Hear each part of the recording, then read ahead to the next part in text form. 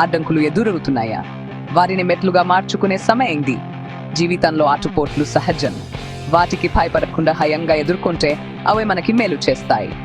ప్రతి set backs ఒక పావం నేర్పుతుంది. ఎక్కడ తప్పు చేశామో ఎలా మెరుగుపడాలో తెలియజేస్తుంది. ఈ పాయాలు నేర్చుకుంటే భవిష్యత్తులో విజయం సులువు అవుతుంది. కట్టాలు మన నిజమైన బలాన్ని చూపిస్తాయి.